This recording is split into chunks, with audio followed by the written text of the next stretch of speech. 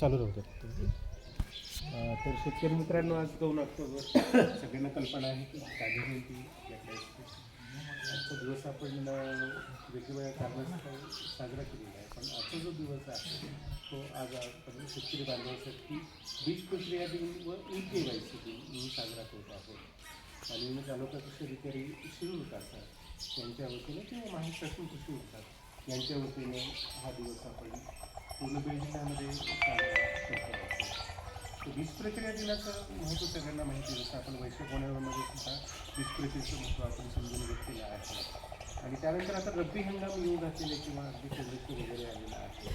तर या सगळ्या पार्श्वभूमीवर माननीय नामदार धनंजय मुंडे साहेब, कृषी मंत्री महाराष्ट्र यांचे जिल्ह्याचे जिल्हाध्यक्ष कृषी अधिकारी माननीय बाबासाहेब रेडुकर साहेब आणि माननीय तालुका कृषी अधिकारी श्री राजेंद्र मेटके साहेब यांच्या प्रमुख मार्गदर्शनाखाली आज आपण संपूर्ण बीड जिल्ह्यामध्ये शिरूर तालुक्यामध्ये सुद्धा आज आपण बीज प्रक्रिया दिन आणि आपली ई-KYC जी प्रेग्नन्सी होती ती प्रेग्नन्सी नील करण्यासाठी आज सगळेजण आपण एकत्रित आलेलो आहोत.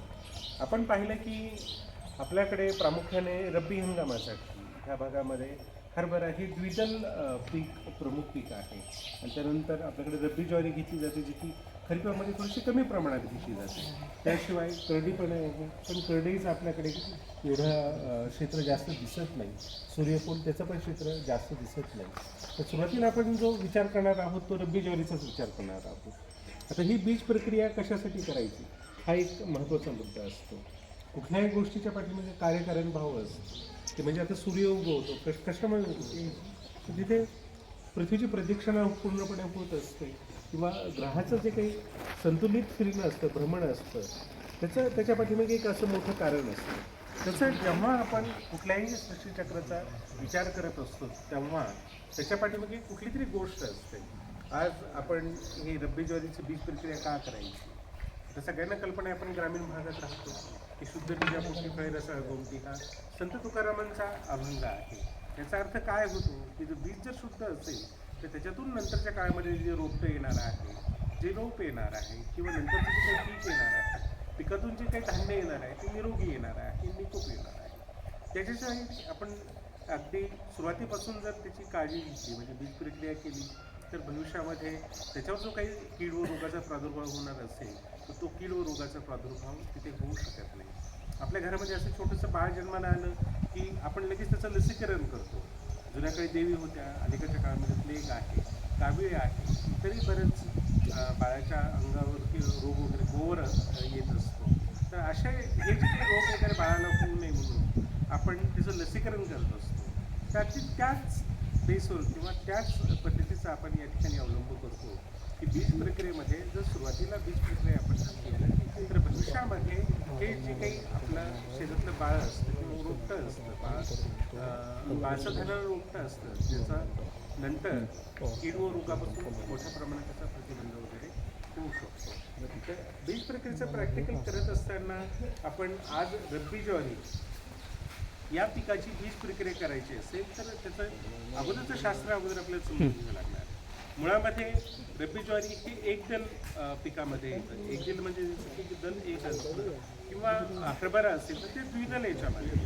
आणि आपल्याकडचे प्रमुख पिकं जे आहेत ते रब्बी ज्वारीचे आहेत आणि हरभऱ्याचे आहेत. तर रब्बी ज्वारीचं बीज प्रक्रिया करत असताना आपण काय काळजी घ्यायची? आमचे कृषी सहाय्यक तिथे सगळे ते रासायनिक जे त्याचं औषध आहे ते पण घेऊन आलेले आहेत. पण त्याच्या अगोदर आपल्याकडे ढोबळ मनाने जे काही औषधे वापरले जातात किंवा सेंद्रिय शेतीमध्ये जुन्या काळामध्ये शेणाची स्लरीसुद्धा वापरली जायची. पण आता जसा काळ बदलत गेला, आपण रासायनिक कीटकनाशकं असतील, औषधं असतील ते मोठ्या प्रमाणात आपल्याला इन्स्टंट रिझल्ट पाहिजे असतात, ताबडतोब रिझल्ट हवे असतात, म्हणून आपण त्याचा वापर करतो. आणि अर्थात त्याच्या पाठीमागे वसंतराव नाईक कृषी विद्यापीठातील शास्त्रज्ञांचं अहोरात्र संशोधन हे चालू असतं. आणि त्यांनी जे काही आपल्याला तांत्रिक बाबी मार्गदर्शन म्हणून आपल्याला पुरवलं असतं त्याची अंमलबजावणी केली तर भविष्यामध्ये चांगल्या पद्धतीने आपल्याकडे पीक येऊ शकतं.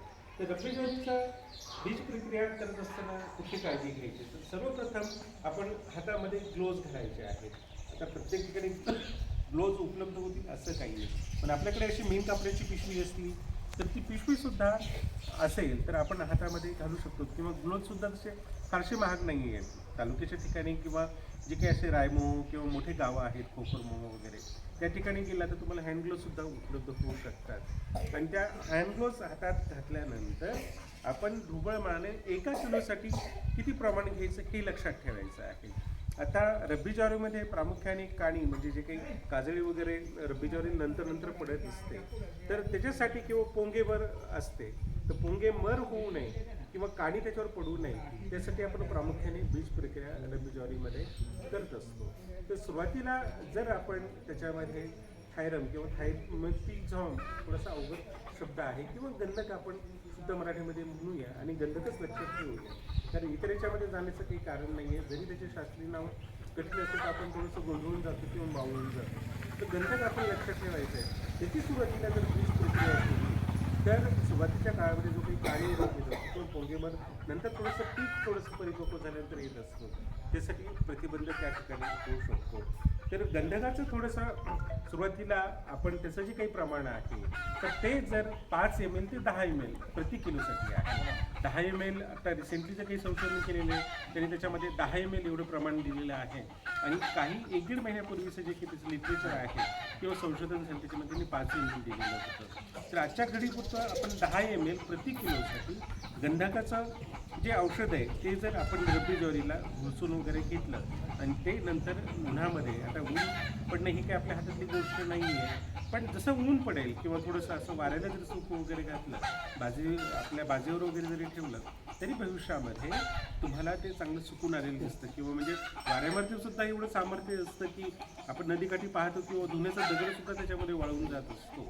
तर तसंच सामर्थ्य ही बीज प्रक्रियेचे जे काही आपण त्याला औषधोपचार करणार आहोत तर ते वाळून जाण्यासाठी त्याची मदत होऊ शकते. आणि ऊन असेल तर उन्हामुळे ते ताबडतोब सुकून वगैरे जातात. तर त्यानंतर ही गंधकाची बीज प्रक्रिया केल्यानंतर आपल्याला आपली जी मुख्य बीज प्रक्रिया करायची आहे ती ती एकदल याच्यासाठी ॲझोटोबॅक्टरची करायची आहे. ॲझोटोबॅक्टर हे एकदल जेवढी पिकं आहेत, जसं ज्वारी असेल, करडई असेल, सूर्यफूल असेल, तर या सगळ्या पिकांसाठी एकदल हा शब्द मी प्रामुख्याने वारंवार उच्चारतो आहे, कारण आपल्याकडे नंतर आपण हरभरासुद्धा घेत असतो ते द्विदलमध्ये येतं. तर PSB जे काही फॉस्फरस सोल्युबल बॅक्टेरिया असं औषध असतं ते अलीकडच्या काळात लिक्विड स्वरूपामध्ये सुद्धा आपल्याला ते मिळतं. तर ते औषध आपण 10 ml प्रति किलोसाठी जर घेतलं आणि ते त्या पिकाला जर घोळसून वगैरे नंतर आणि त्याचं प्रमाण लक्षात ठेवायचं आहे आपल्याला. PSB हे 10 ml एवढंच घ्यायचं आहे. त्याच्यासोबत जोडीने आपल्याला ॲझोटोबॅक्टर ते अलीकडच्या काळात लिक्विड स्वरूपातही मिळतं, द्रवरूपातही मिळतं आणि घन स्वरूपातही मिळतं. आपल्याला ज्या स्वरूपात उपलब्ध होईल ते ॲझोटोबॅक्टर आणि PSB हे नंतरच्या काळात कीड व रोगापासून प्रतिबंध करण्यासाठी आपल्याला ते औषध याच्यासाठी बीज प्रक्रियेसाठी आपल्याला वापरणं अत्यावश्यक आहे. तर आमचे कृषी सहाय्यकांना तर मी विनंती करेल की थोडंसं त्यांनी आता इथे प्रॅक्टिकल करून दाखवावं. त्यांनी ते औषध त्याच्यामध्ये घेतलेलं आहे, त्याचं प्रमाण साधारण 10 ml असेल. आपण 1 किलोसाठी 10 ml असं त्याचं प्रमाण वापरतो. पूर्वीच्याकडे 5 ml वगैरे घेत होतो.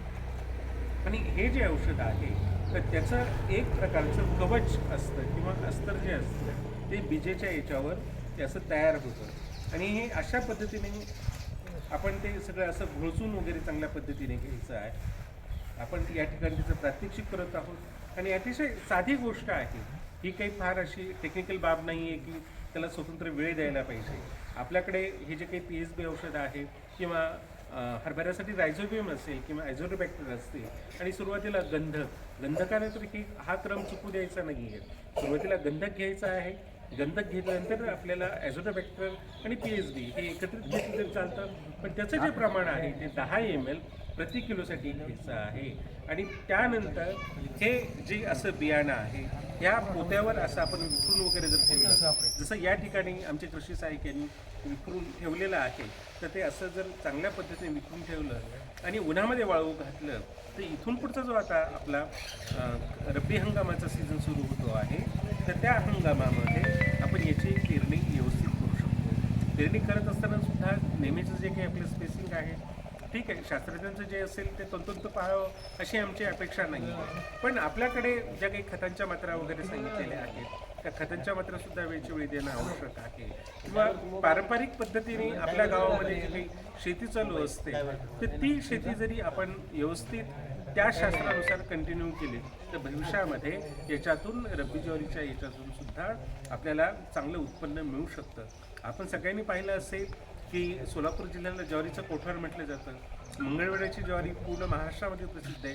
त्याच्यावर कौन बनेगा करोडपतीमध्ये सुद्धा प्रश्न विचारले गेले होतात. आणि अलीकडच्या काळामध्ये आम्ही तृणधान्याचा प्रसार करतो आहोत.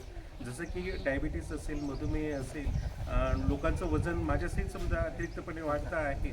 तर अशा परिस्थितीमध्ये आपण रब्बी ज्वारीचं जर सेवन केलं, नाचणीचं सेवन जर केलं, कडधान्यवर्गीय पिकाचं जर आपण सेवन करायला सुरुवात केली तर भविष्यामध्ये पिकासारखेच आपण निरोगी आणि निकोप वगैरे राहू शकतो. तर यातले जे काही थोडे तांत्रिक बाजू आहे त्याचं प्रात्यक्षिक अतिशय सोपं प्रात्यक्षिक आहे आणि ते बाजारामध्ये अतिशय नॉमिनल किमतीला म्हणजे दिवसाकाठी तुम्ही लोकांना 100 रुपयाचा चहा पाजता, पण हे जे औषध आहे 50 ml वगैरे औषध असतं ते साधारणतः 50 रुपये किमतीपर्यंत तुम्हाला उपलब्ध होऊ शकतं. तर बीज प्रक्रियेचं प्रात्यक्षिक हे असं या पद्धतीने चालतं आणि त्याच्यामध्ये जरी तुमचे काही प्रश्न असतील ते विचारले तरी चालतील. पण त्या प्रश्नांच्या अगोदर आता आपल्याला आपला KYC दिन म्हणून सुद्धा आजचा दिवस आपण साजरा करतो आहोत. KYC दिन सगळ्यांना कल्पना आहे की PM किसान सन्मान निधी योजनेच्या अंतर्गत शेतकऱ्याच्या खात्यावर आपल्याला अनुदान वितरित करण्यासाठी KYC आता टेक्नॉलॉजी जी स्ट्रॉंग झालेली आहे सगळ्यांना कल्पना आहे. गावचे जे काही इथे पदाधिकारी आहेत, सरपंच महोदय आहेत, सदस्य वगैरे आहेत, सगळ्यांना कल्पना आहे किंवा ग्रामसेवकाकडे तुमचं काम वगैरे पडलं तर आधार कार्डशिवाय कुणीही तुम्हाला उभा करत नाही. तहसीलमध्ये सुद्धा आधार कार्ड तुम्हाला कंपल्सरी लागतं. याचाच अर्थ असा होतो की जसं जसं आता काळ पुढे सरकत चाललेला आहे तिथे तंत्राचा वापर मोठ्या प्रमाणात होतो आहे आणि KYCचा अर्थसुद्धा नो युअर कॉन्टॅक्ट असं म्हटलं जातं. आणि ते KYCमध्ये जर तुम्ही तुमची ओळख शासनाला दिली नाही तर शासन तुमच्या याच्यावर अनुदान वितरित करू शकत नाही. त्यासाठी इथे जे काही KYC करण्याचे शेतकरी बांधव शिल्लक असतील त्यांनी आमच्या कृषी सहाय्यकांना मदत करावी. आणि इथे ज्या तरुण मित्रांना बऱ्यापैकी मोबाईलमध्ये हँडलिंग असेल किंवा आमचे कृषी सहाय्यक त्यांना मोबाईलमध्ये ते प्रात्यक्षिक करून दाखतील. त्याच्यामध्ये OTP पण येत असतात. OTP आधुनिक शब्द झाला, बहुतेक शेतकरी बांधवांना कळणार नाही, पण वन टाईम पासवर्ड म्हणून त्याचं हे होतं समजा. त्याचा एक वन टाईम पासवर्ड असा येतो आणि तो वन टाईम पासवर्ड त्याच्यात टाकल्यानंतरच त्या शेतकऱ्याची जी काही KYCची प्रक्रिया असते ती पूर्णपणे होते. मयत ह्या गावातले शेतकरी आम्ही शासनाला कळवलेले आहेत, स्थलांतरित पण कळवलेले आहेत. पण KYC ज्या शेतकरी एकूण रवी किती शिल्लक लोक आहेत इथे KYCचे जे आधार